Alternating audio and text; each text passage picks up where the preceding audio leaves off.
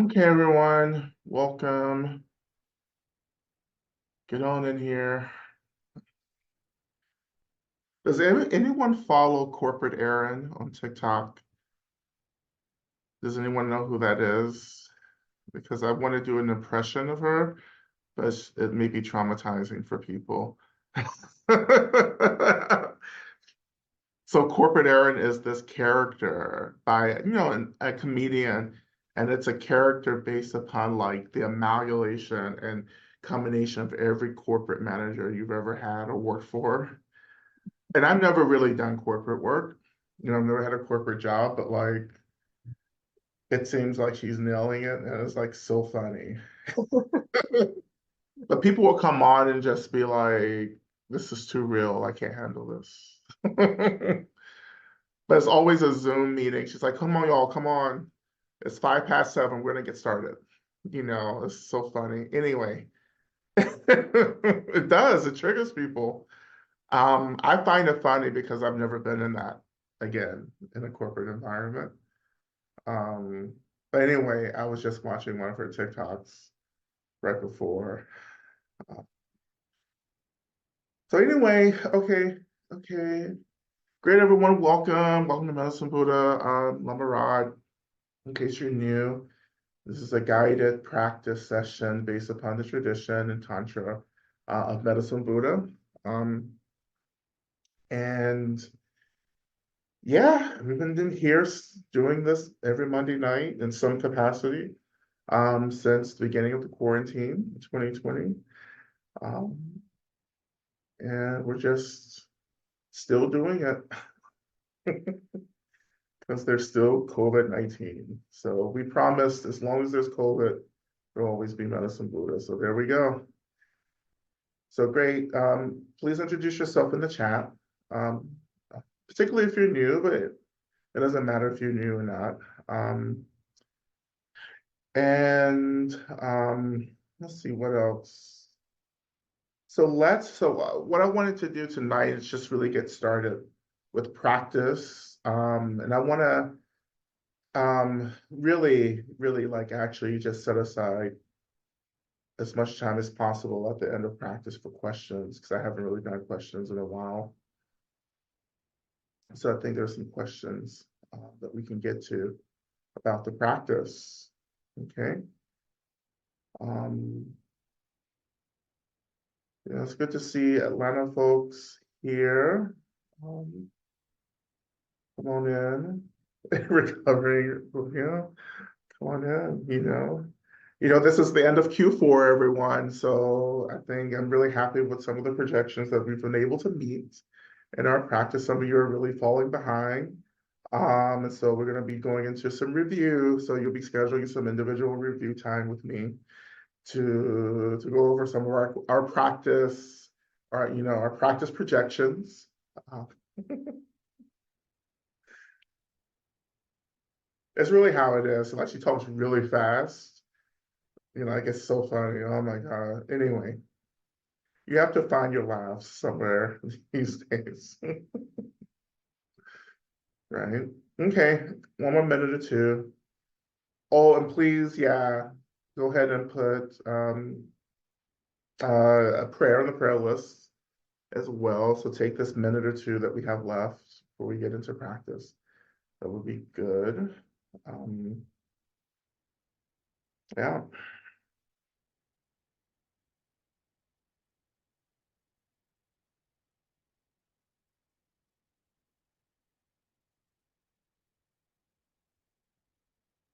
But I'm gonna just slowly start getting into practice. I know some of you are still getting settled and getting prayer requests posted.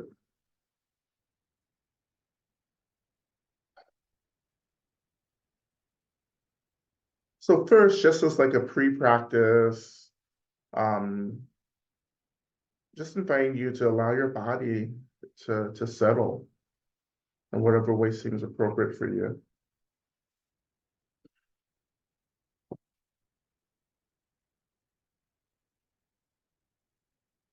But as I think about it, in terms of like characters that I can do, I've been really thinking about um,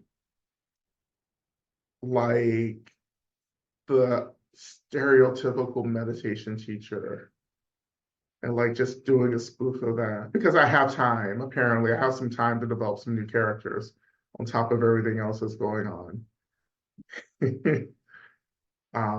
Anyway, that's not the practice. What the practice is coming back to your body right now.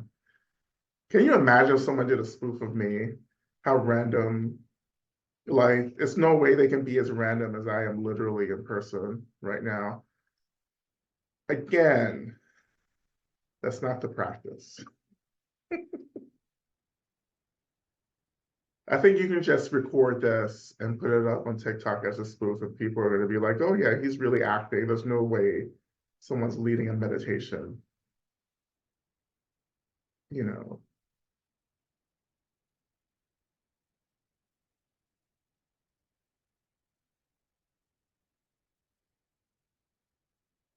But when I used to teach teen retreat, we would do this all the time, and they would be like, this is so not funny. You know how teens are. I was funny, actually. I think teenagers, just like there's really intense. This generation is really intense. I get it. I get it. I was more concerned with like NSYNC and Britney Spears and Whitney Houston. They have to contend with, I don't know, climate instability and the end of capitalism. I get it. I totally get it. No, for real. No, for real. This is the practice. I took a nap before this as well, so I feel like I'm not like hating the world right now. So that's what you're also getting.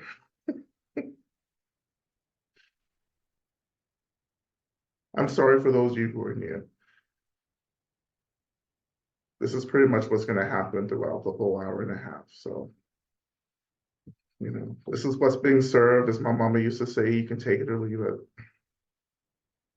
If you don't like what's being served, go fix your own food.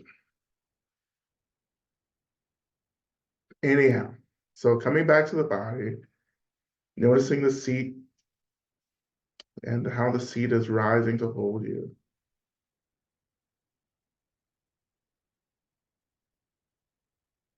And just, let's stay with this just for a moment. The sensation of being held by the seat. And particularly for those of us who haven't felt held or tended to today or recently, right? Just getting into this being held by the seat, feeling the seat rise, feeling your body surrender to the seat.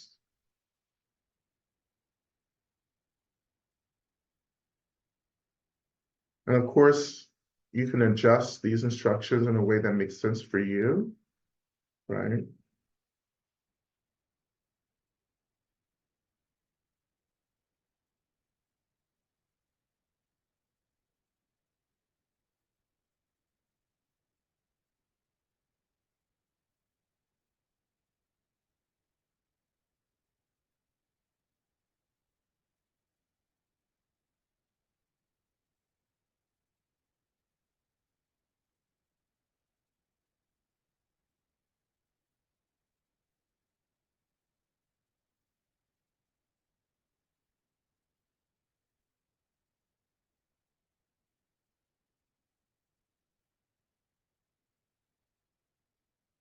And so just returning to or turning to for the first time our contemplation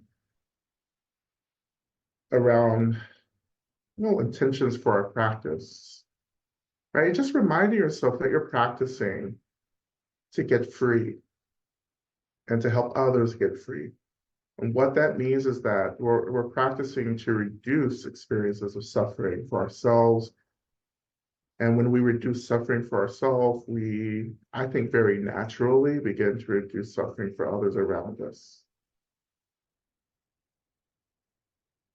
So as we're practicing and beginning this practice, we're practicing on behalf of all beings right now, especially the beings who are struggling to get free from real life violence and harm right now.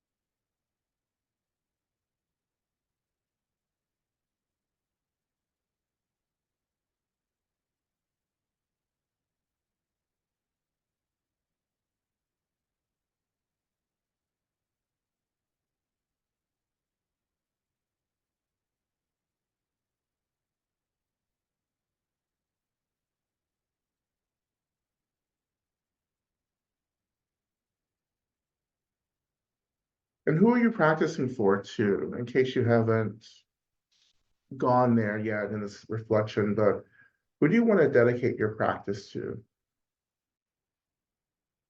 And really tangibly, and this is a practice that I am doing all the time. I probably haven't talked about it before, but I want to share it now. But like when I'm sitting at the beginning of practice, when I start dedicating the merit or the positive energy of my practice, right? I've taught this as the pre-dedication of merit. Like, let's dedicate the merit at the beginning, in case you forget at the end, right? But as I'm sitting and thinking about all the people that I'm practicing for, and I just imagine that whatever begins to be awakened, like I just feel it, even the little trickle right now of practice awakening, I imagine it just flowing into the experiences of those I'm practicing for. And of course, you can imagine practicing for everyone, all beings, in all the worlds, right? And you can also streamline that practice to people that we're really kind of like working for and rooting for right now. Right? People that we're worried for and are anxious about. That whatever begins to spark begins to flow out to the people who need it.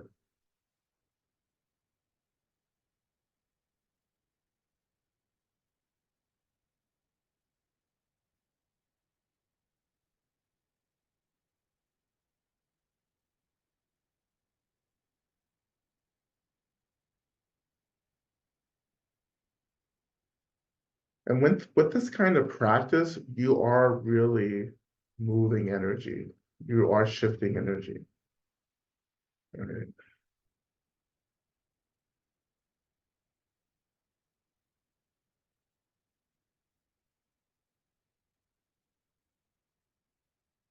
So whenever you're ready, I invite you to shift your attention to your spine, so your back. So as we've talked about before, how the central channel or the Uma in Tibetan Buddhism, um, how the Uma, like Uma Thurman, like so how the Uma is, and she was named after the Uma, by the way. But anyway, that's another story. So the central channel, right, runs parallel with the spine. And some people believe that the central channel, the Uma, is in the spine, like it's the spinal cord itself, or it's beside it or in front of it. Like no one really knows for sure.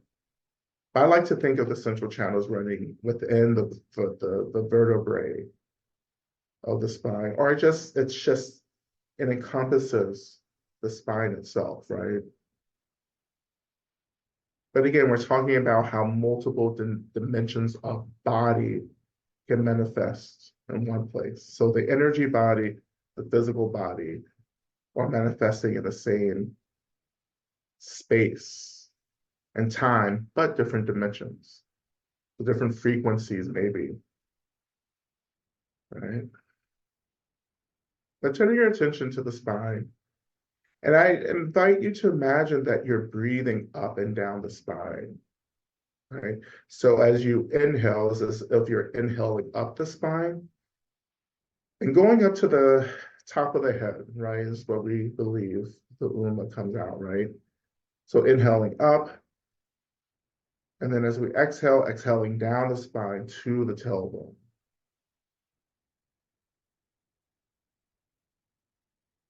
And this can be a calming breath. It can begin to kind of calm the nervous system as well. But just a gentle, easy breath. If you're not working with the breath, no problem. Just return back to the seat, the anchor of the seat. So if you are working with the breath, again, breathing up and down. So it's like we're breathing up and down the Uma itself.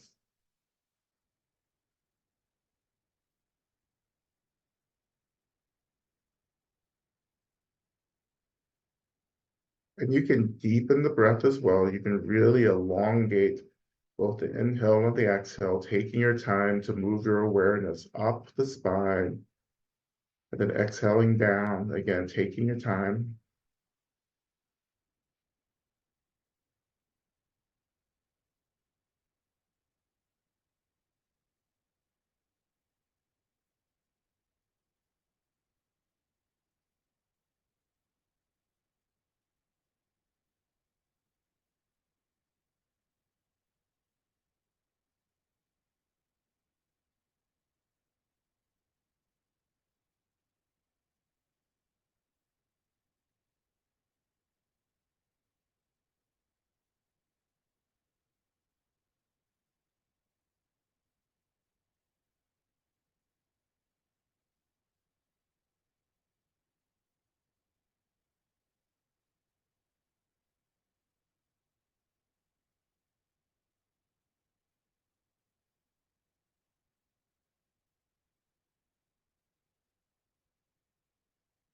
And again, whatever benefit that you're getting from this, again, just tuning back into how you're letting this benefit flow, this energy flow to those who need it. So maybe as you stabilize, you're sharing the energy of stabilization with others.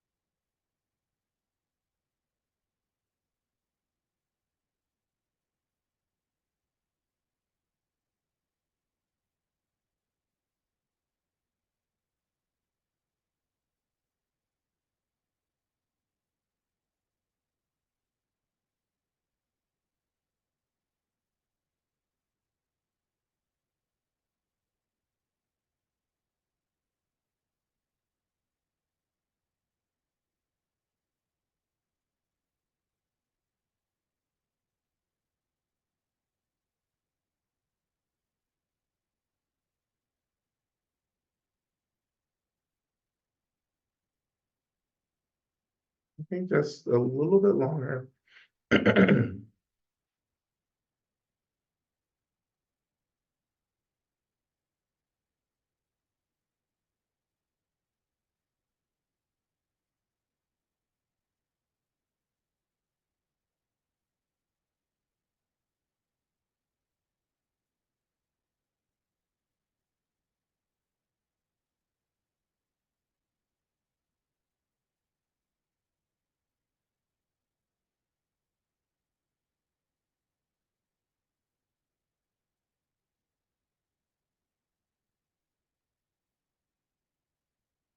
So breathing, if you are breathing, and also touching into the seats. So feeling the grounding of the seats, the weight of the body as you're moving up and down, like the central column or the spine, or however you think about it right now.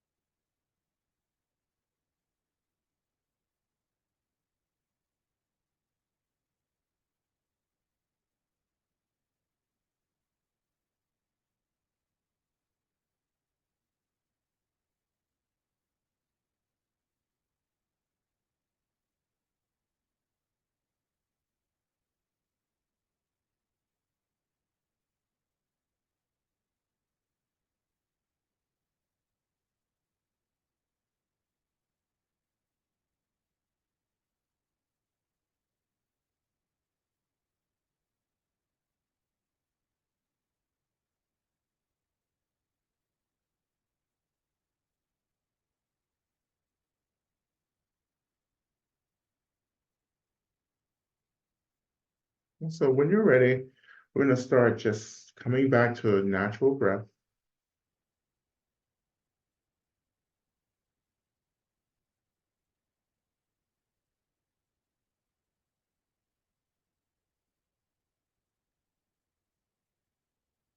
As we move deeper into the practice, I invite you to shift your attention into the space around you. So you don't, if your eyes are closed, don't, it's not about opening your eyes, but just shifting awareness to begin to, well, to become aware of the space around you, right? The room or the space that you're in.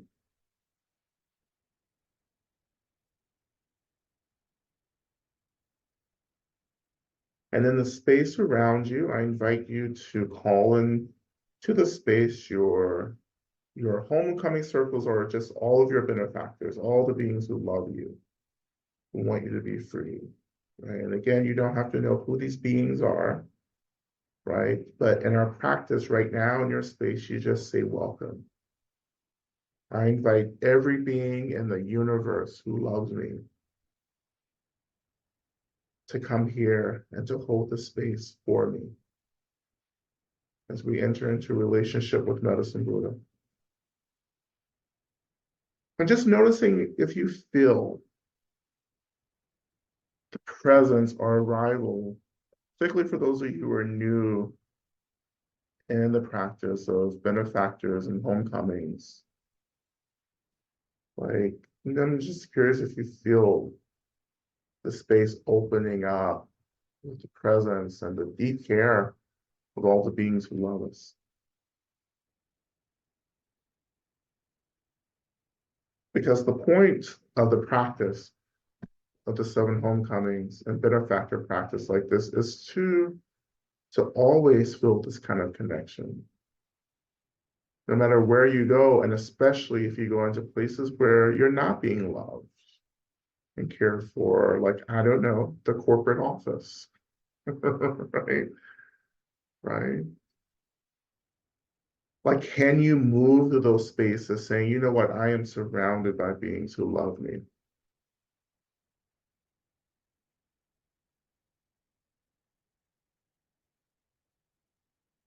So feeling that awakening of beings, of energy,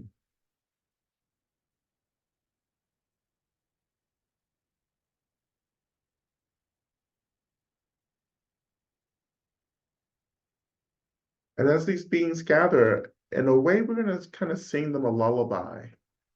And that lullaby, of course, is the opening mantra for Medicine Buddha. Om Mala Sange Ki no Soha, Medicine Buddha, think of me, look at me.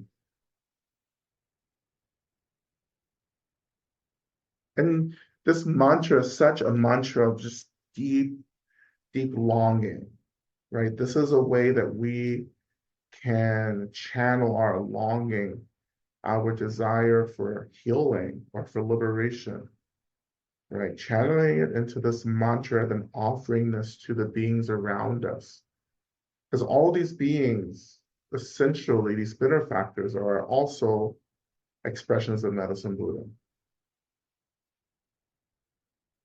Right? Any being who comes in deep love and an ethic of liberation for us are always emanations of the Buddhas, or always emanations of the mother, right? The sacred mother, the sacred father of Tara, Chinrezi, right? Of God, even in this context.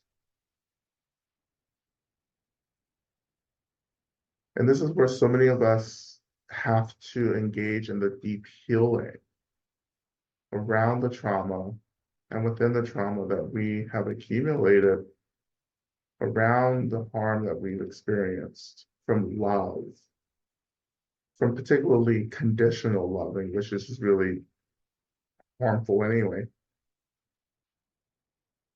We have to break through that in certain ways to return back to this expression of unconditional love, free flowing unconditional love from beings that just want us to be free. They don't want anything in return. They just want us to be free.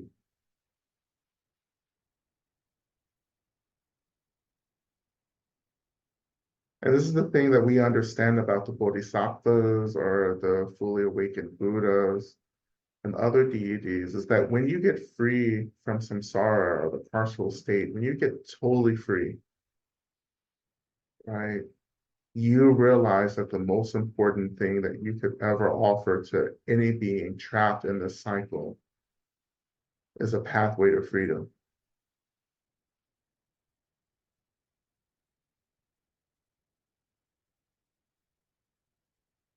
This is what drives the bodhisattva, the Buddhas, the new saints, right? Is knowing that freedom is the only real expression of love that we can offer people.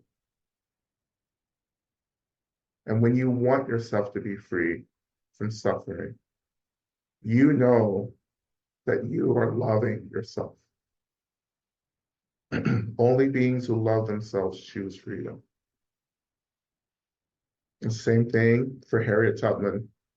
She loved herself more than the system of chattel slavery and anti-Blackness hated her.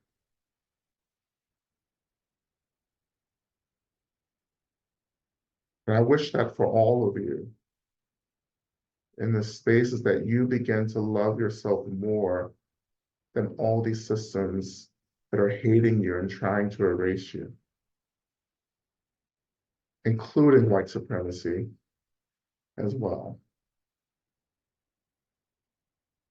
White supremacy is destroying, has destroyed many people.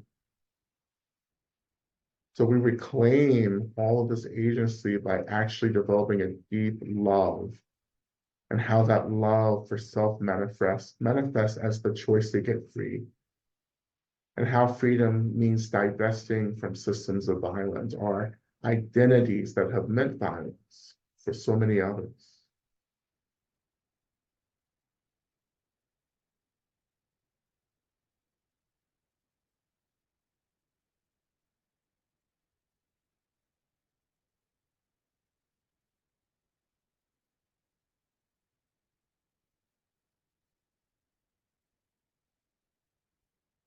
So always you have to know that this is the point of practice, is to awaken this love so you can start choosing freedom. And when you start choosing freedom and liberation, right, then that's when you really, really start doing your work.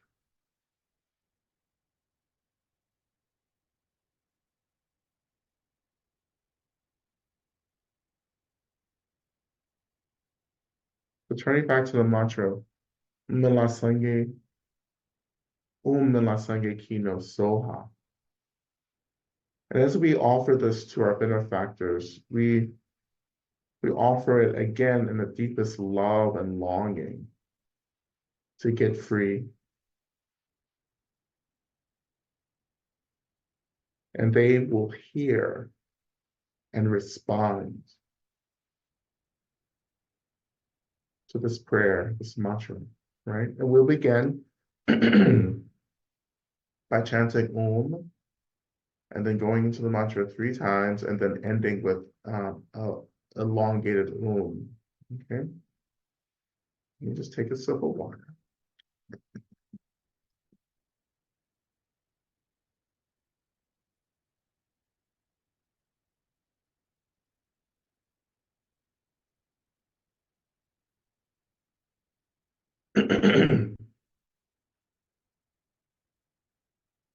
Okay, we'll begin inhaling. Om.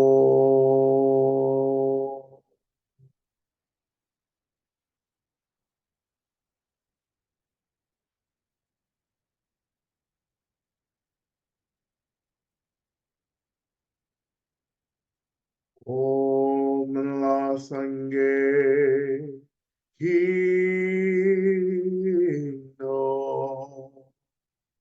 Soha.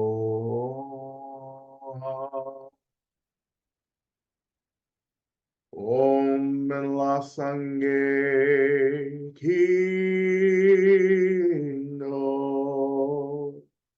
Soha.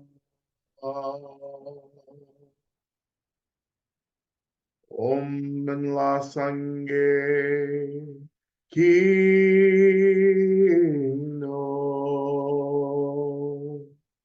oh.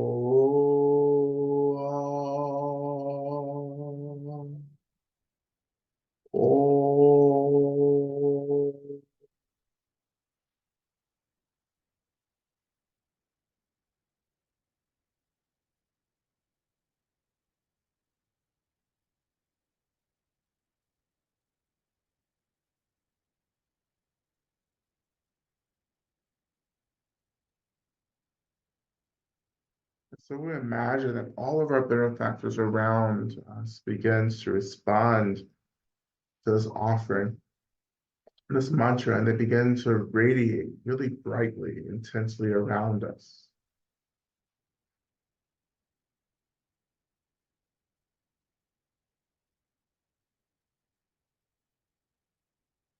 And that light begins to concentrate right into our heart center.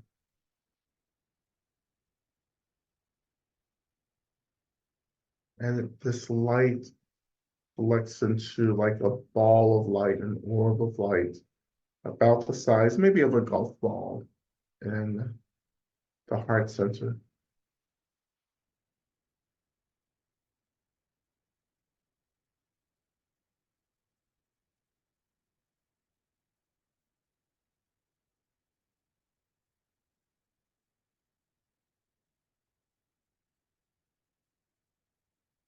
And we don't have to see it or feel it, but just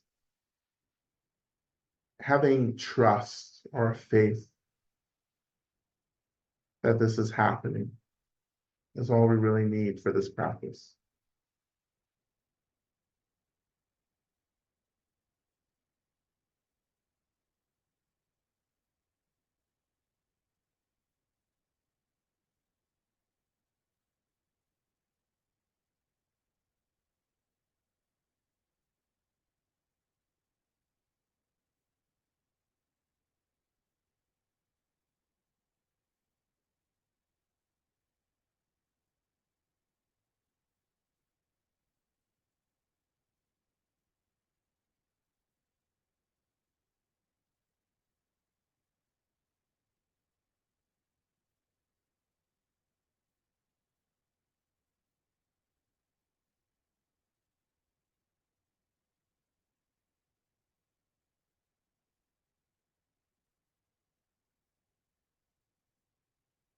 And in this space, I also invite you just to return, or to rather start just reflecting on, again, this desire for healing, how healing is a part of liberation for all beings.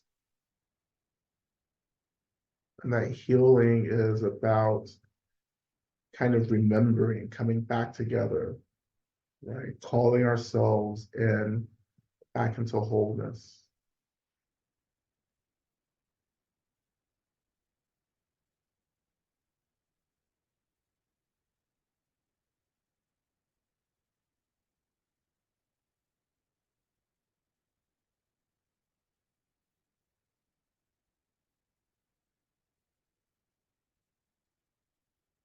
Just a couple of more moments here, just really awakening and acknowledging and even feeling this deep desire for healing and freedom.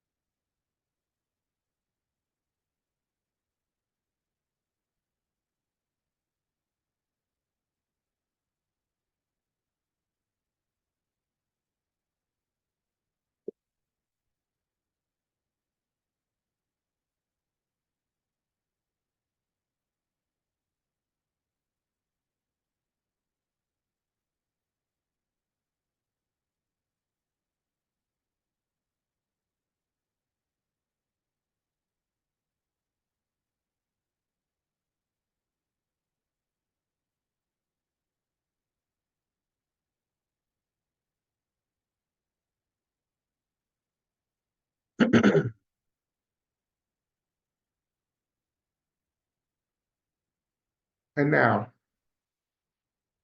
so when you're ready,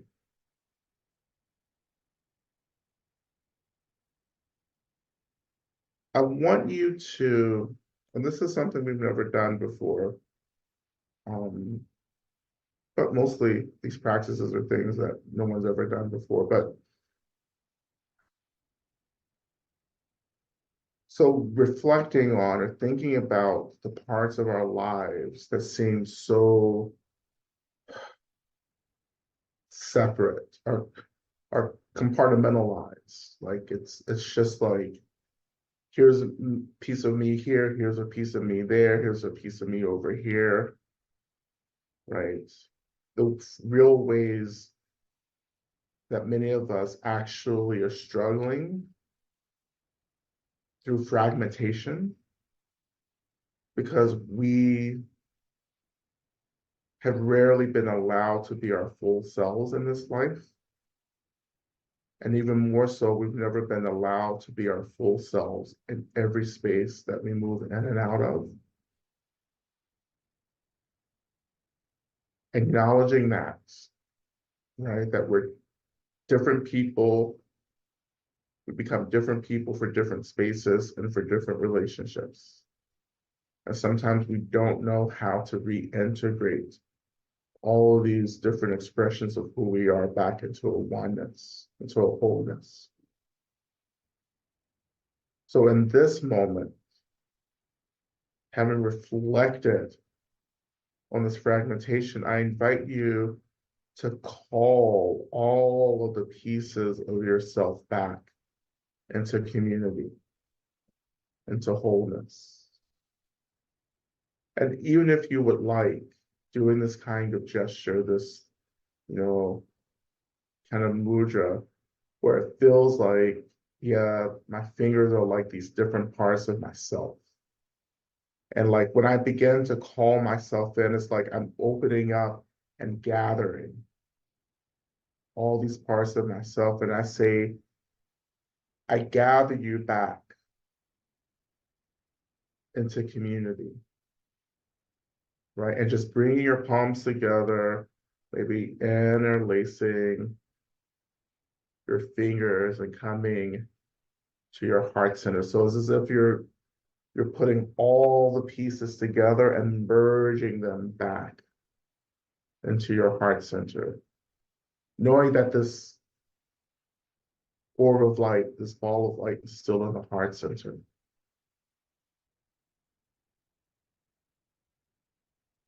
Right. So again, all these pieces of myself, all these fragmentations, all these lost expressions of who I am, I gather.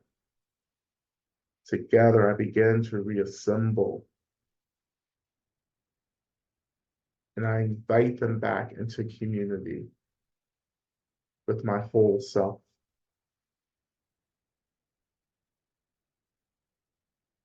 And especially as some of us are transitioning or moving deeper into this holiday season. It's already been a holiday season, but you know, when we move deeper into this end of the year space, right, just being intentional about gathering ourselves together as we lean into this transition to another year.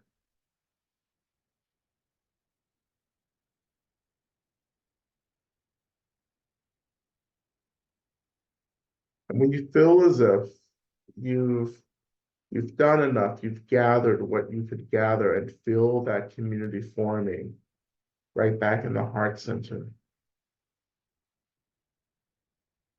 We rest in this, kind of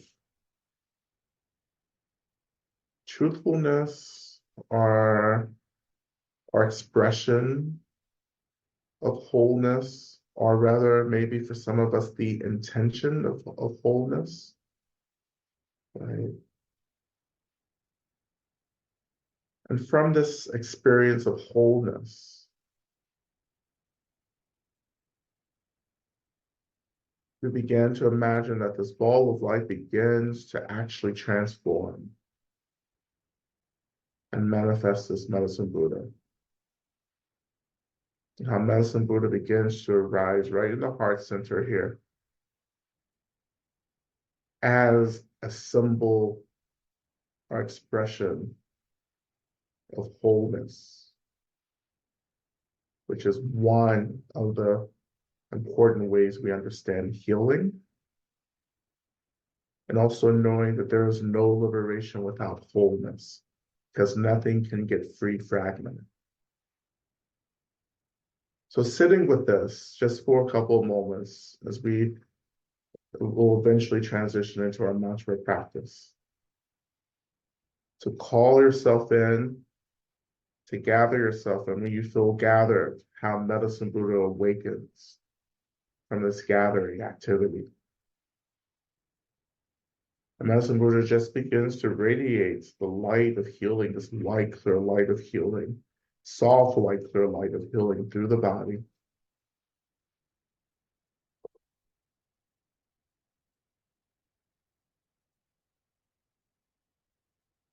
And always reminding you that we're always offering the energy of our practice out to others.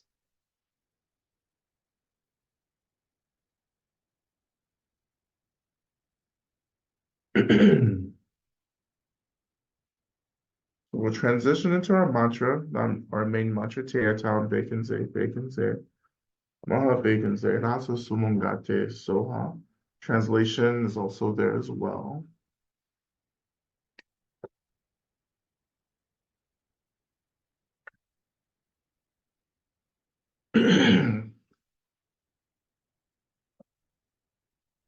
As we begin the mantra, just sitting, just sitting in what this wholeness feels like for you.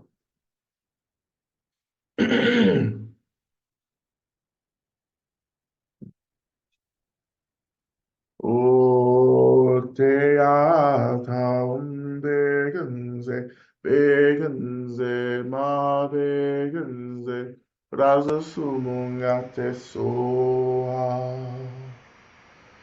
Te ataum begenze, begenze, ma begenze, rasa sumungate soa. Te ataum begenze, begenze, ma begenze, rasa sumungate soa. Te ataum begenze, begenze, ma begenze, rasa sumungate soa. Te ataum begenze, begenze, ma begenze, rasa sumungate soa. Te ataum begenze, begenze, ma begenze, rasa sumungate soa. Te ataum begenze, begenze, ma begenze, rasa sumungate soa. Te ataum begenze,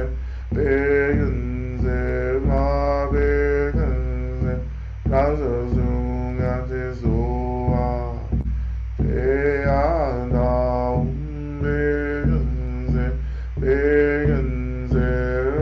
Te ataum begenze, begenze, ma begenze, rasa sumungate soa. Te ataum begenze, begenze, ma begenze, rasa sumungate soa. Te ataum begenze, begenze, ma begenze, rasa sumungate soa. Te ataum begenze, begenze, ma begenze, rasa sumungate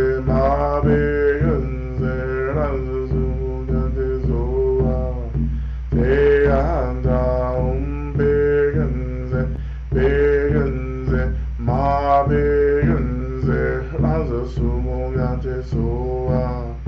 Te anda begense, begense, ma begense, asumugare soa.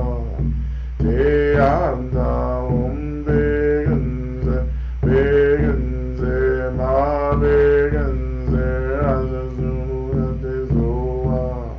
Te anda begense, begense, ma begense, asumugare soa. Te anda begense, begense, ma begense, asumugare soa.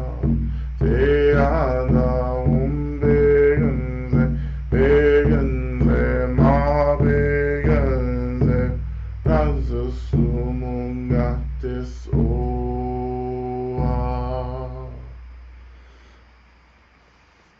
So just turning attention to our prayer offerings.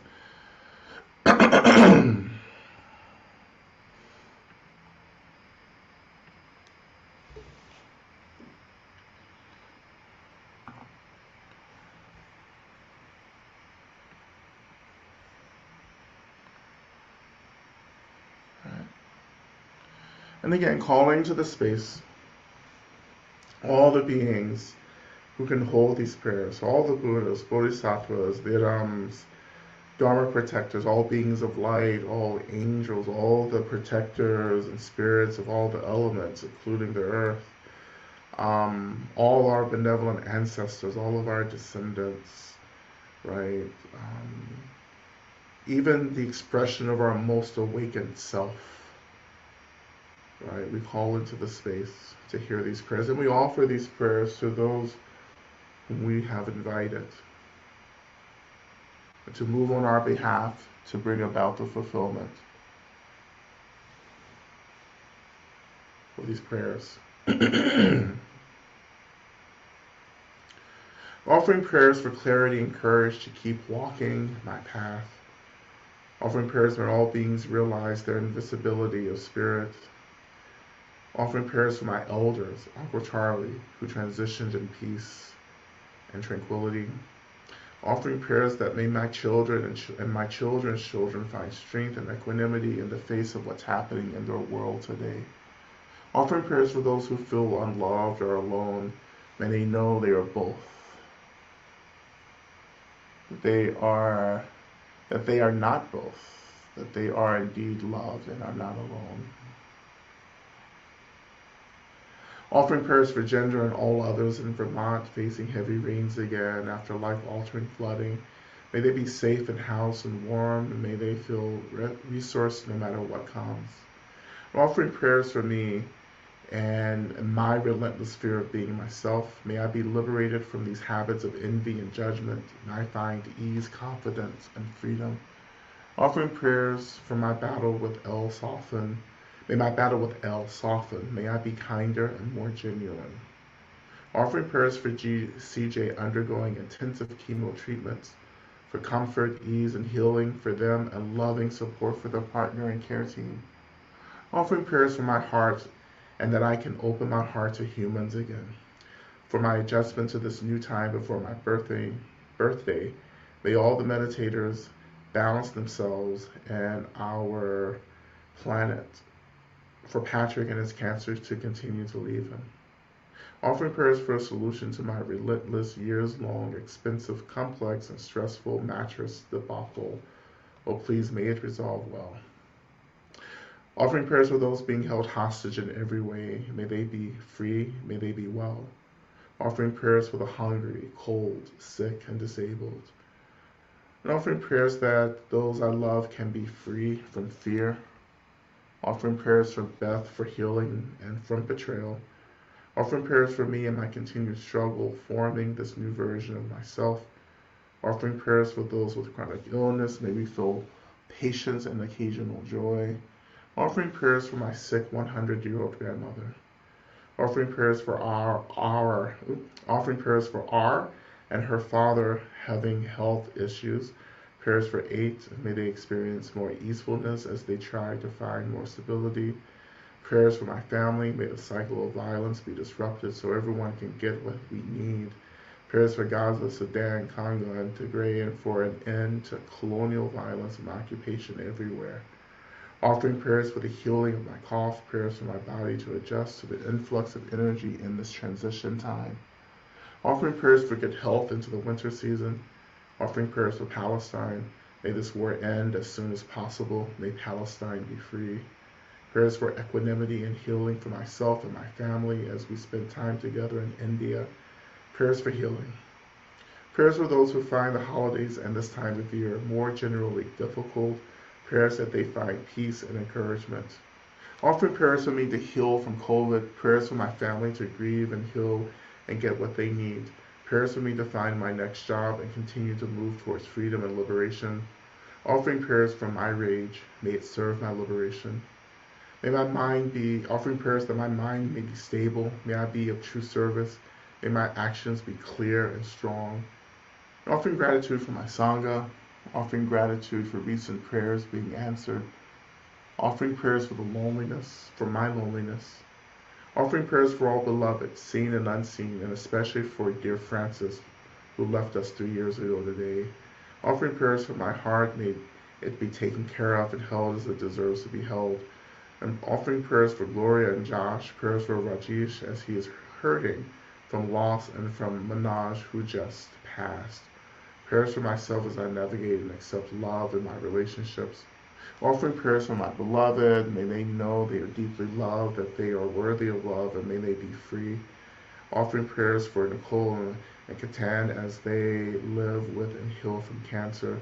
Offering prayers for Greg and Don in the late stages of cancer, for all who have been displaced from their land, and for me, that I may find a new job that's a good fit soon so I can relax into stability.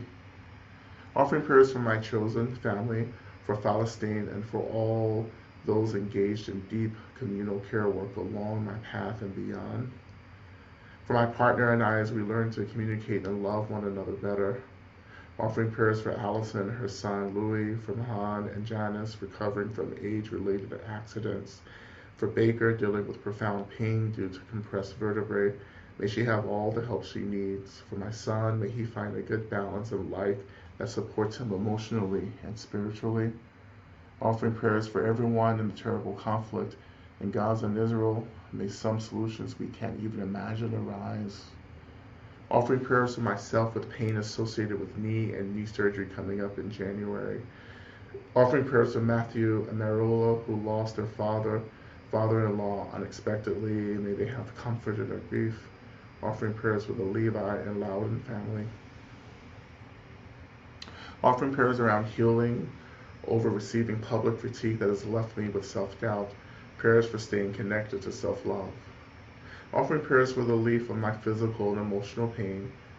And offering prayers for all of those who are physically ill. Offering prayers for my family and our relationships with each other. Offering prayers for Prince, the dog who entered the bardo this week. Offering prayers for Brian that he may have the courage and compassion to dance with his Mara and become free. Offering prayers for myself and all of us that during that first spark of any conflict, we remain connected. Offering prayers for myself as I move through system oppression at work, where there is much profession of mindfulness practice. May we all be free. Offering prayers for the family and friends of Beth Bosworth, a beautiful young woman who was murdered 34 years ago today. And we just make a general offering or general prayer for all of us as we enter deeper into this year, as we continue to move through our own grief and hopelessness and rage and despair, but also praying for joy and gratitude and happiness and space to hold us as we move deeper into this relationship with these very potent energies. We're praying for the freedom of all people, for all people to be liberated from any occupation, from any conflict, may any system or institution that gets in the way of all of us, any of us, getting the resources that we need to be well, happy, and free. May those systems and institutions be completely abolished. May we awaken our hearts, and in awakening our hearts, awakening the deep desire, the deep truth that all beings must be free, and that we commit to this freedom work. And for all those gathered here in this space right now, and particularly for all the prayers that are unarticulated, that have not been offered, I pray that those prayers are held and tended to by all the beings we've asked to gather here. May you take those prayers and bring about the benefit of all connected to this prayer. May we all get free as quickly as possible. As we return back into our mantra work, just for a couple of minutes, we're going to imagine that this expression of Medicine Buddha in our heart centers, and as Medicine Buddha has been radiating through our bodies, that we actually begin to radiate outward from our bodies into the whole world, into the whole universe, radiating this light of healing into the lives and situations of all beings. Imagining that every being in this universe remembers their deep care, their deep love for self, that they remember that they are themselves like us, Buddhas, just trying to remember who we are, so we can return back home, out of suffering, back into the expression of bliss itself. May it be so as quickly as possible. So just returning back to the mantra.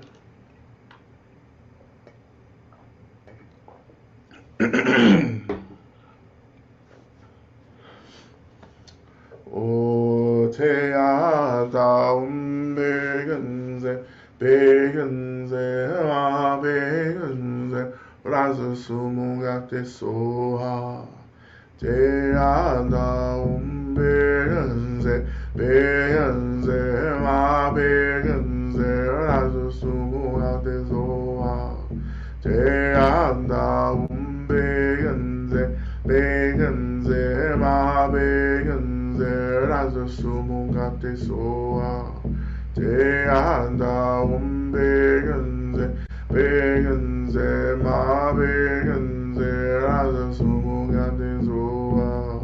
Te ada begenze, begenze, ma begenze, raza sumugate soha.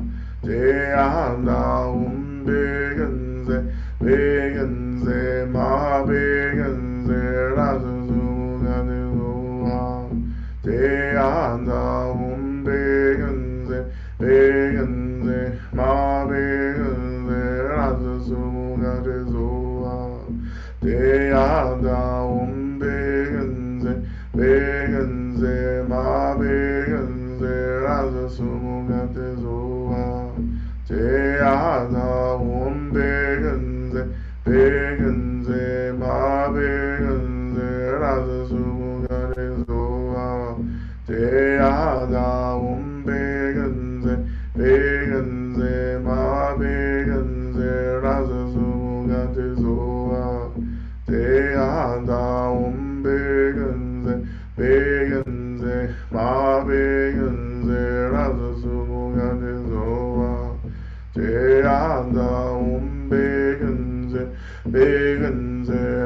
begenze, raza sumugate soha. Te ada begenze, begenze, ma begenze, raza sumugate soha. Te ada begenze, begenze, ma begenze, raza sumugate soha. Te ada begenze, begenze, ma begenze, raza sumugate soha. Te ada begenze, begenze, ma begenze, raza sumugate soha. Te ada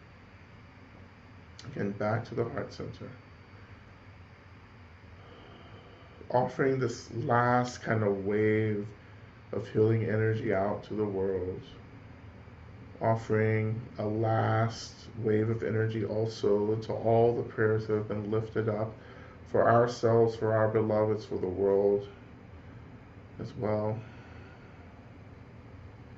Making a final prayer that all beings be free from the sorrow of samsara and the carceral state.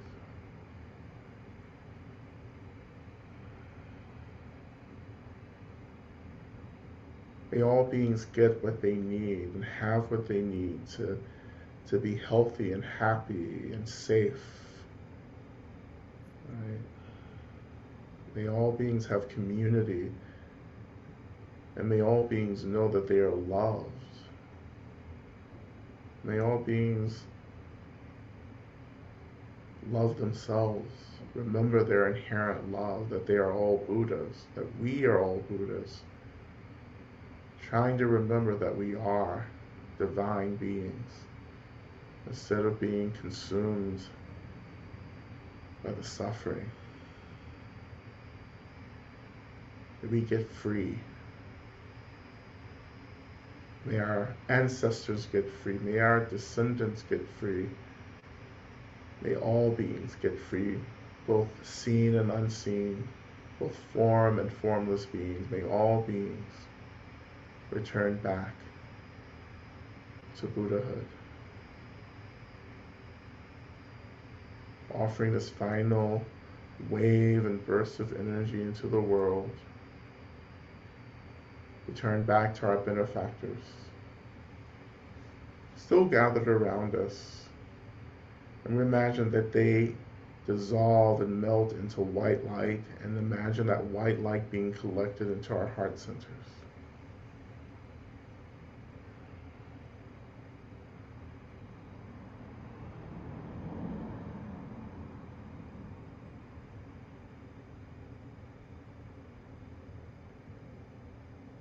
And the medicine Buddha and our heart centers also dissolving into our heart center as well. And knowing in this practice, this kind of dissolving or completion, that these energies, this love, all our benefactors, all the Buddhas are just here with us all the time. To carry this into the spaces and the situations we find ourselves in.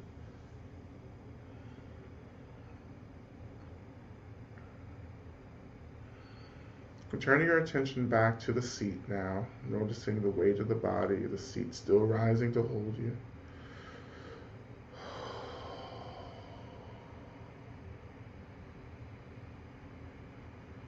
And we thank the seat for holding us during this practice. And offer gratitude to any expression of your practice, anything that's helped. Offering gratitude to the earth, to the seat, to our bodies, to our breath, to all the Buddhas and the Bodhisattvas, all the beings who love us, offering gratitude to all of our lineages and our communities, offering gratitude to the ancestors,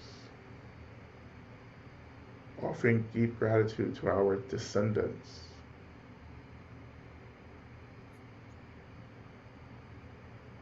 Just offering gratitude to all beings. It doesn't have to make sense. You just do it. So live your life in deep gratitude.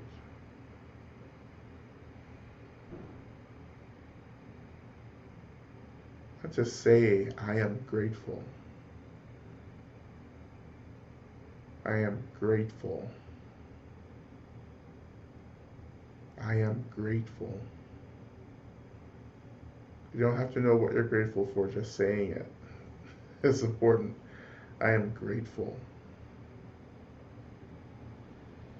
I am just grateful. I'm just grateful.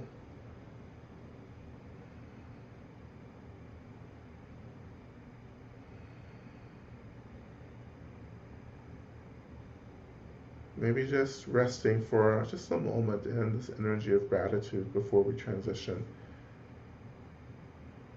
to our closing prayer.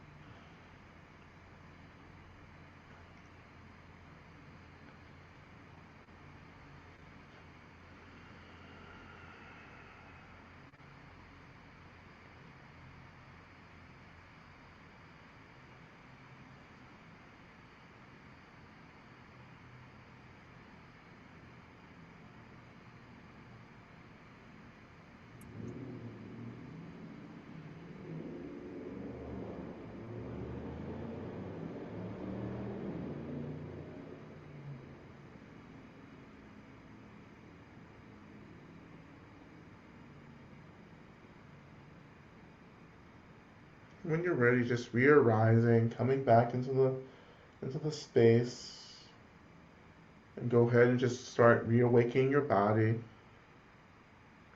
Do a little shimmy, do a little shake it off. Right? You can use the methods of Taylor Swift or Mariah Carey, though I strongly prefer Mariah Carey to shake it off. I have a sense that Mariah Carey has literally shaken shit off.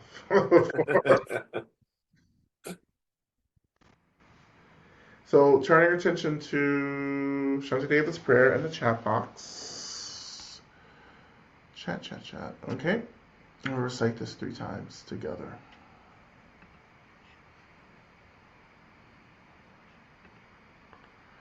May I be a protector to those without protection, a leader for those, Those who journey, and a a boat, boat, a bridge, a bridge, passage for passage, those desiring opening for the on shore. the shore.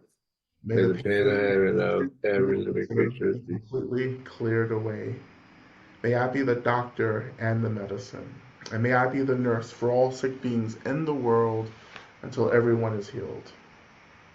Just like space and the great elements such as earth, may I always support the life of all the boundless creatures, and until they pass away from pain, may I also be the source of life for all the realms of varied beings that reach unto the ends of space.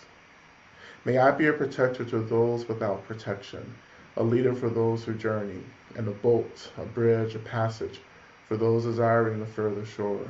May the pain of every living creature be completely cleared away. May I be the doctor and the medicine, and may I be the nurse for all sick beings in the world until everyone is healed. Just like space and the great elements such as earth, may I always support the life of all the boundless creatures, and until they pass away from pain, may I also be the source of life for all the realms of varied beings that reach unto the ends of space. And finally, may I be a protector to those without protection, a leader for those who journey, and a boat, a bridge, a passage for those desiring the further shore. May the pain of every living creature be completely cleared away. May I be the doctor and the nurse. And may I be the doctor and the medicine, and may I be the nurse for all sick beings in the world until everyone is healed.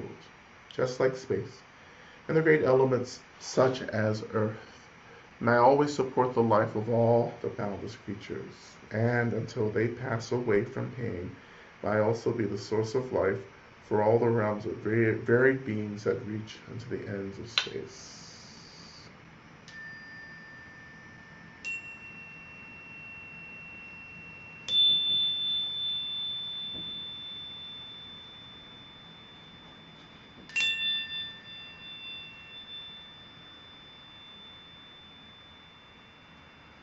Okay. All right. Thank you, everyone, for practice. I'm trying to do as many questions as I can. I thought I was gonna finish earlier, but you can add questions to the chat box. If you want to come on screen, I really want to privilege people who've never asked a question. If you've asked a question, or if you're in other spaces with me and you've asked me lots of questions, then I ask you to kind of hold space for others instead right now. Okay. So, any questions before we wrap up? Um, as I won't be here next week, but I think there may be a practice group happening. Okay. So Yep. still. Lama Mhm. Rod, you mind if I sneak in on that point real quick? Sure. Uh-huh. Nothing formal planned yet. People probably have better ideas than I do, but for sure I won't be here next week. But um, for sure I can send out a reminder via Zoom, like normal, with a link with different settings for next week, so that anyone who would like to join can. There doesn't have to be a tech host. It wouldn't be a facilitated thing. And if anyone would like to offer practice informally, that's great too. But it'll just be sort of an open space for anyone who would benefit from it. Thank you, Eric, for that. Yeah, absolutely. All right. So, any questions? Anything in the chat? If you want to post it there, I can read it.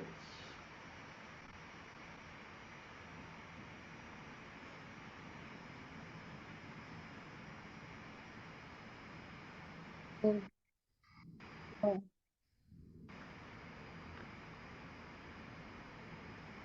I hear someone. Go for it, Fleur. Hi. I am in a space and context where it's very heavy and it's very white. And normally, when I start experiencing this type of energy, I'm like, okay, it's time for me to go. But it feels like I need to do work and keep being on the land that I'm on. And I'm Mhm. just trying to figure out how to navigate, what I feel like I'm being asked and I've said yes to in terms of my land. And at the same time, it feels like the human realm is just so yucky. Um, yeah, just curious as to what what comes up for you as you hear that. You know what comes up for me? Andre Leon Talley. Um, that's a little. I know it's a little random, but literally he just kind of dropped in and was like, "Whoever this is, I can help." I was like, "Okay."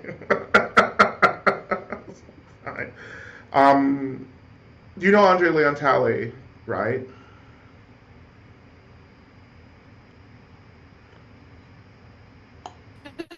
Just a little bit. I would explore Andre Leon Talley a little more because I think there is a blessing there for you in terms of what you've shared.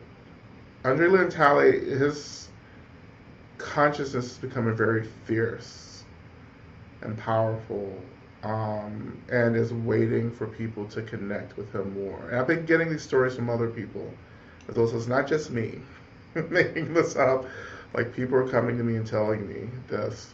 And maybe because I wrote a practice for him in New Saints. That maybe that's how you realize how you strengthen beings is by developing liturgy and practices, that help more people connect to them, and that's something that builds their strength in the spirit world, what have you. But anyway, um, what I would say beyond Andre Leon Talley, my expression here is, um, this is, the density of what you're feeling is absolutely on point.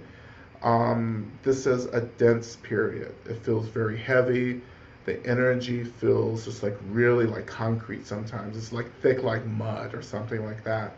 And this is why we have to really get into moving energy, right? And what that looks like is movement, actually literally physical movement work, exercise, walking, pranayama, breath work, or, asana, yoga practice, right? Just movement, breath, water, right? Drinking water, staying hydrated, visiting moving waters like streams and lakes and oceans or wherever you have access to. Like, that's important to personally support us right now in keeping things moving. Seven homecomings practice, moving into these spaces and just literally imagining that you're just like held by this solid barrier of benefactors, right? Um, Consciously disrupting the ways in which we're unconsciously absorbing energy around us. Like I was out in a public space today running errands, and like, yeah, as a high functioning empath, which is what I'm saying right now, is I'm a high functioning empath, just to keep it simple. Like no, I can move through space and get and feel everything that people are feeling. And then in that moment, when I notice that, I say, you know what, these aren't my narratives, right? This isn't mine. And I'm constantly saying that this isn't mine. These are other people's experiences, and I don't have to take it on, right? Um, and what else? Yeah, and Andre Leon Talley too. I really, really just like pray to him. Present the same question to him. I mean, he already knows it, but like present it again. You know, um, there's something. He's just like saying, I know exactly how they feel. I can help. So I don't know. Try him out. Andrea Lantal is like the fairy godmother, literally. Like how like Billy Porter was in that last Cinderella movie. You know, and I appreciate the effort. This is not a shade or read, but anyway. But literally, Andre Lantal is like a very well. I mean, godmother, godfather, whatever. You know, elder, fierce elder who's here, who's resourced actually to support people. This is I've taught these practices before as well. The practices of connecting to beings who've passed on that we feel deeply inspired by, going back, connecting to their consciousness, calling that energy back. We've done this several times in different spaces, including here, I think, in Medicine Buddha. Right? Okay, so try that and see what happens. Um, any other questions? Anything in the chat?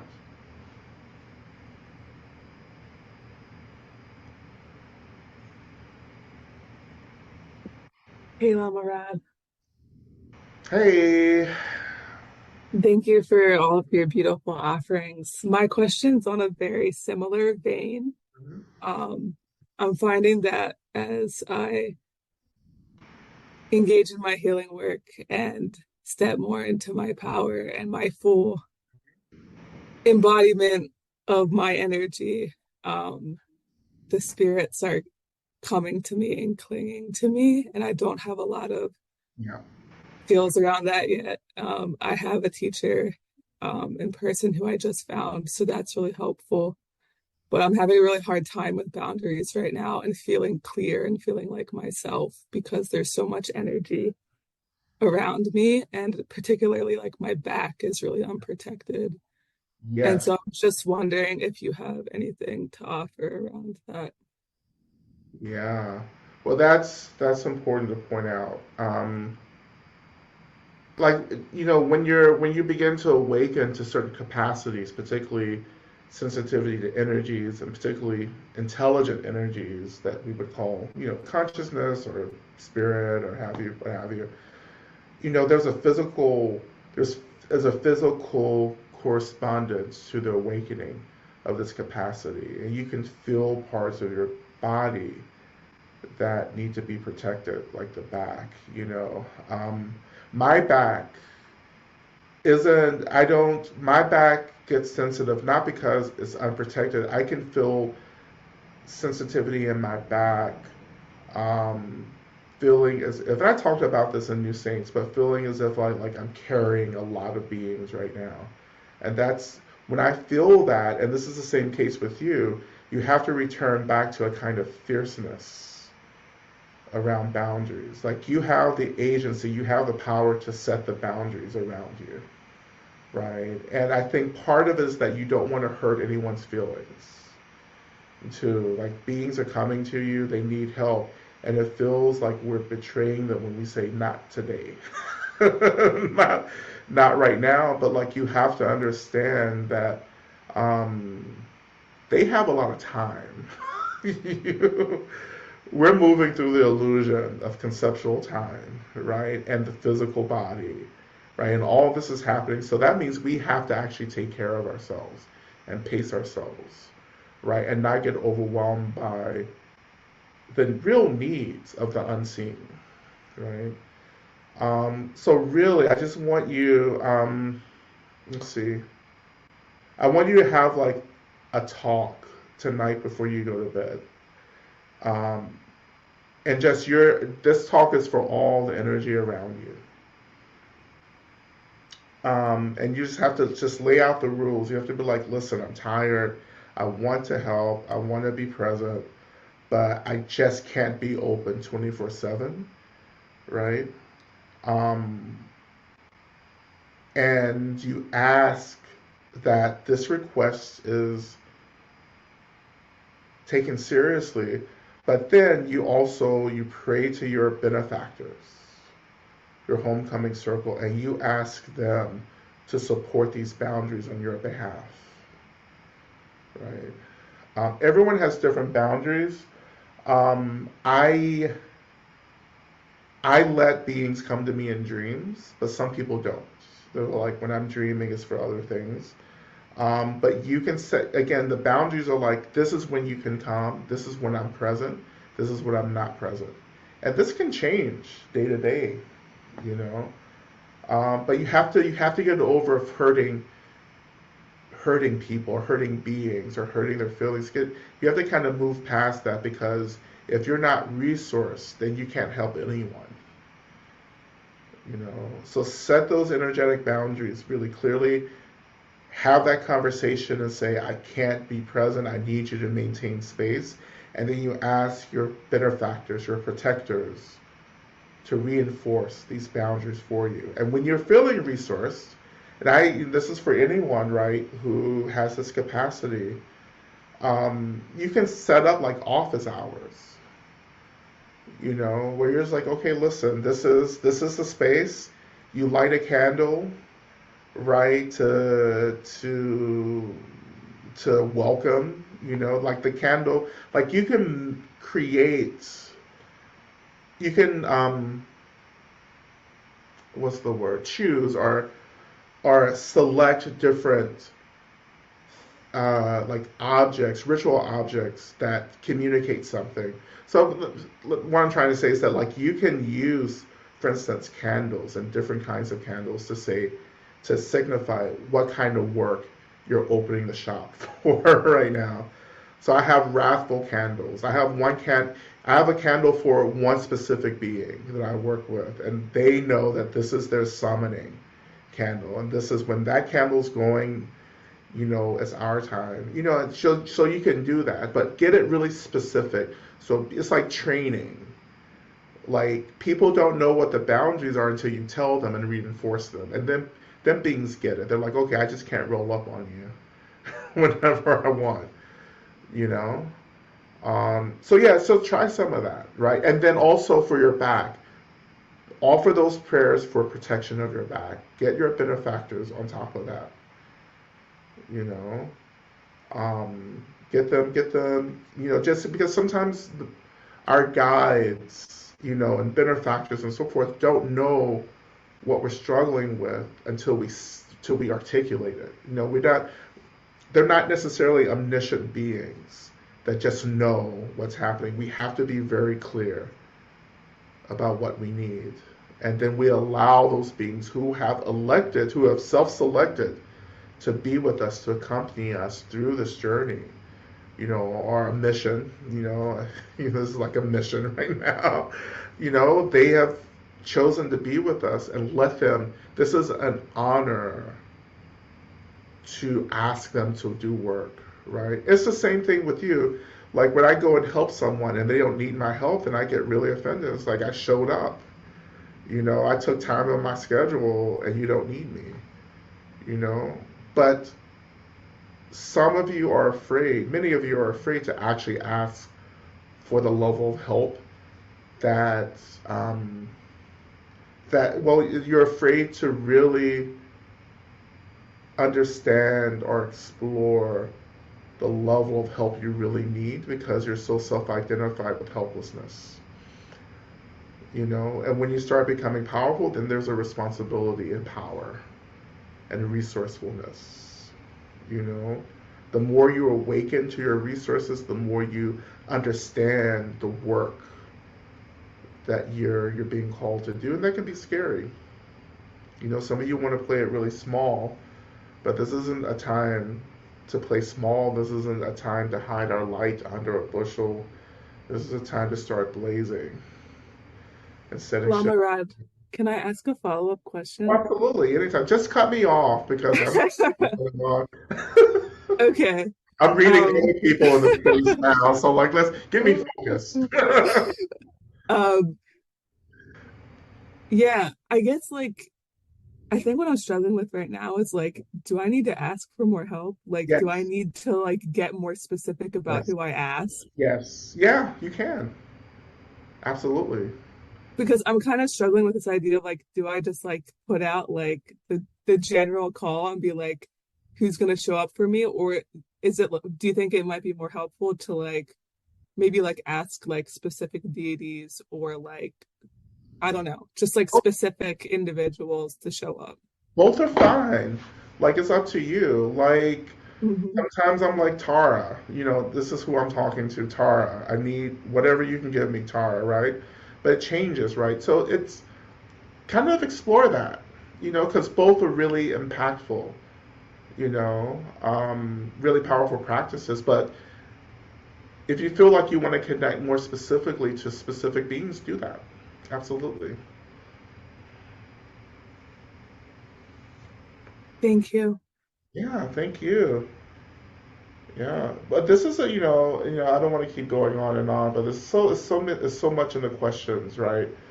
But so many of you are awakening. You're beginning to become aware of like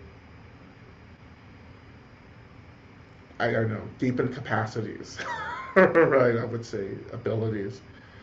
This is how the universe is working. Like the universe doesn't just throw, I don't know what the universe is, but like here's another way to explain it. Like this is about balance, right? So the relative is driven by balance. We're off balance right now. Like this is what the apocalypse is. It's the recognition of imbalance and coming back into balance, which is very painful and intense, right? And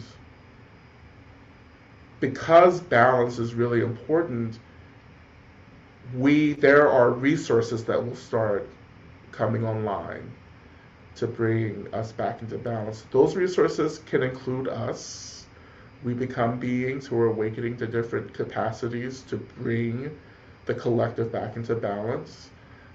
There are beings awakening or returning back to this world who are here to help with the balancing.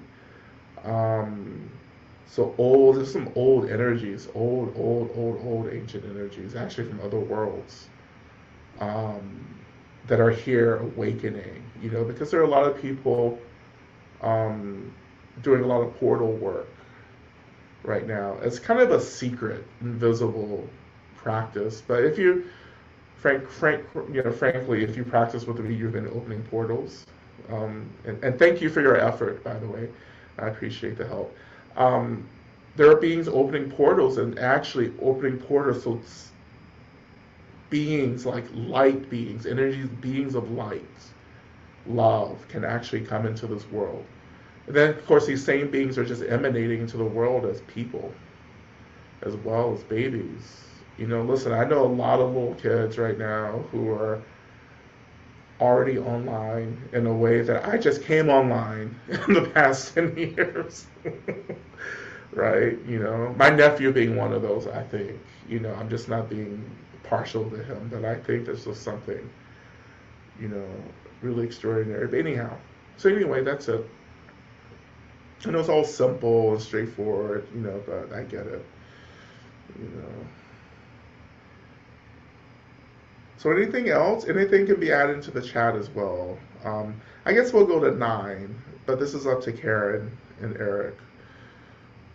Okay. I know we usually go to 9, but I've been trying to do better, you know. I'm trying to reclaim my time on Monday nights. Anything else? And of course, anyone can just jump in now. The portals. I love some good portal work. I tell you, I mean, we're opening portals every time we practice. You're opening portals. Like you're feeling something happening in your space. That's a portal. You know. Also, if your house is super haunted, you probably have some open portals as well. You might want to like crank those closed a little bit. Um, Portal work. I don't know. It's not. I don't know if it's like a simple practice. I don't think it's like a beginner's practice, but for me, it's very intuitive, and it feels very natural. Um, so maybe Maybe I'll try to teach portal opening in the future, but it's hard because I just um,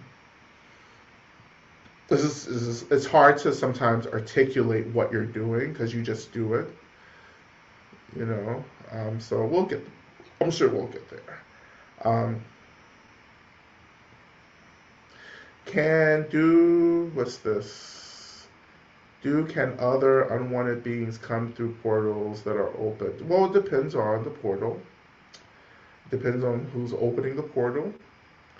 It depends on the ritual that people use. Yeah, yeah. Of course, you can open portal to any dimension. Um, I mean, there are a lot of like, if you're in this kind of spiritual scene, like it's people are talking all kinds of shit, about everything. And some of the stuff I'm like, yeah, I get that, and some of the stuff, of course, I put out, right? Of course, I'm a perpetrator in putting out all this stuff as well. Um, but some people believe, and I kind of am on this side of things. People believe that huge, like really intense world tragedies are can be linked to portals, to certain portals being opened and certain beings influencing what's happening. So I that's really interesting. But there are a lot of open portals that shouldn't be opened. Around. Some people in like the kind of paranormal community believe that you have to be you have to have specialized training to do portals. I think I get, I agree with that to an extent, um, but it's hard for me because it's so natural. So I'm like, oh, I can, this is just kind of what I do. But I get the difficulty of working with portals as well. If you're in a space with a lot of activity, it's probably open portals. Um, I think, as always, it's like if when in doubt, ask the Buddhas. you know, when in doubt, ask Tara. I mean, whoever feels accessible, Medicine Buddha, right, can also work with portals. Like, if you feel like that's a problem, just pray. Pray to your guides, pray to the Buddhas, the deities, whomever you're in a relationship with, and ask for something to change. Uh, Portal teaching, I've experienced things that can be great to understand. Yeah, sure. Um, yeah, well, Sister Sandata and I are going to Ireland this winter to do some work like this. So I'm excited to deepen my understanding of Gaelic magic traditions on the land, and also Scottish, Irish, Scottish traditions. But yeah, I can talk more about portals as well. And there are just some naturally occurring portals as well, But I think there's people who are opening portals without even being aware of them as well. Uh, Portals can be opened from deep love as well. I mean, love is such a potent energy to use in ceremony anyway, in ritual. Well, and so is hate, by the way. Sometimes it's hard to determine which one some people are using right now to do work. But yeah, love, the deep wish for beings to be free creates, it moves, and love and hate are really powerful forces that moves energy. We can say that they're energy themselves, but there is more like the intention that shifts the energy, because these are really powerful. Of course, love is more powerful, right? Love is about connection, wholeness, and hate is about disconnection and isolation and aversion, you know, um, but still very strong, right? Love is the only force that can overcome hate, that can dissolve and hold hate. Love can hold anything. Love is like water that can hold the intensity of anything. Maybe you can call hate like fire. Like love as water can hold the raging of hate and diversion. Anyhow, um,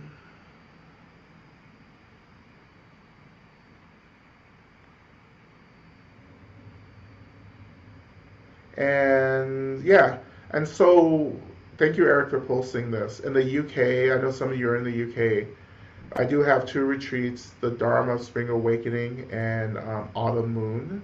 So spring and autumn retreats, and we do a lot of this kind of like work. The UK retreats are really very unique and different than the retreats. Maybe I would say if you do Southern Dharma with me every year, the UK retreats are similar to the Southern Dharma. Very much land based, very much about the land and the beings on the land. But in the UK, it's really something we're really working with the magic. It's very potent in the land. I know I have to like just thank Sister Sadada for like helping me to understand that because she does a lot of practice in Ireland with the Saint Bridget. She's a devotee of and Bridget being, a Gaelic tradition, but also like an expression of the mother. So she really helped me to understand the potency of the magic in the UK, all over the UK, and the imperialism that sits right on top of it. But anyway, that's another talk, another day.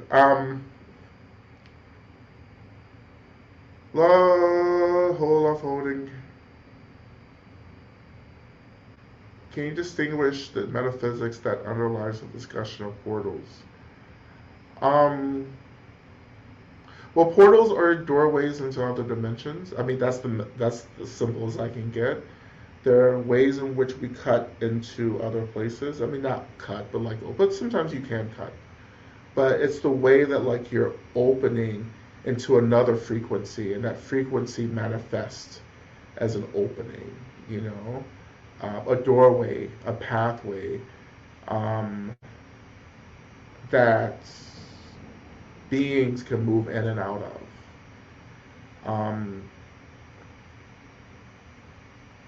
I mean, that's pretty much what it is, you know. Um, and there are a lot of magic traditions that really rely on portals, right? Um, People seem to be, portals to hell, portals to heaven, but like, and another way of saying that, doorways to realms of light and doorways to realms of darkness, which all exist.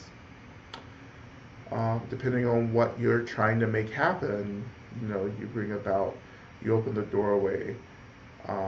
But there are certain beings that people are trying to connect to, and they're always trying to figure out the portal to get there. Like you can reference Hereditary, the movie, as a reference to that, Um, Again, a lot of these movies, you think they're fiction, but they're actually documentaries. You should pay attention. Um, and some of them are just shit as well, so. Are there such thing as soulmate? Oh my God. So twin flames. Who's obsessed with twin flames? The documentary and the cult. I'm obsessed. I watched that. Sorry, I'm paying for you. I watched that the second it came out. Yeah, I was like, oh my God, like, what is this? Like, I'm like enthralled, right? Um, I I don't necessarily believe there's one person, right, that we can connect. I think there are multiple. I don't know what. I don't have like I can't quantify that, but like I think there are several beings that we have deep karmic relations with, and we have that. We've had that over many lifetimes, and we become in and out of relationship. You know.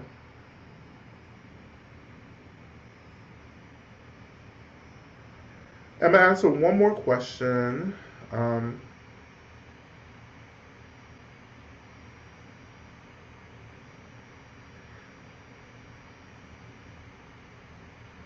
The Twin Flame is a well, it's a cult now, but it's a documentary on Netflix and Amazon too.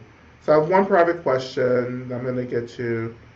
Um, so this question is, have I seen Lovecraft Country? And if so, what did I think about the depiction of portals and magic and monsters and the relationship to struggle? I think Lovecraft Country was very busy. I think it was doing a lot. I know a lot of people really liked it. I know Aja Marie Brown really liked Lovecraft Country. She got me into it, and during the quarantine. But I think there was just a lot to process in the plot, and I wish they would have slowed it down because I think there's some real legit questions that we need time to kind of process. It was just like one thing after the other. And I was just like, I need a break from all of this. But the magic itself, I think, is really important to understand that like magic has always been a part of liberation struggles. Like it may not have been studied or written about, but you talk about the Haitian Revolution to even like anti-slavery abolition and Civil War, like that. There are people doing a lot of magic work, right, in different forms. So I think those are things that we can acknowledge as well. Okay.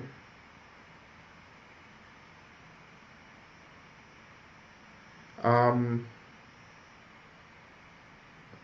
but the last thing I'll say about uh, Lovecraft Country is um, it reinforces for me the importance of people doing spiritual magical warfare. Like it's the acknowledgement that this is also happening. And we have to have a holistic understanding of this. It's like this is why I say this is more than political warfare that we're experiencing, it's also spiritual warfare. Spiritual warfare is also going to bring into the mix magic, you know, you know. Um, there are communities of people who withstood colonialism because of their magic, and rituals and ceremonies, So like that, this is important, and this is why it's so important for me to return back to these ancestral practices and to connect to other lineages and paths because I want to have a deeper understanding of how to move through this period. That's not just about organizing and voting, but it's also about these real things that are happening in and around us. And for me, Buddhism has given me permission to explore these things.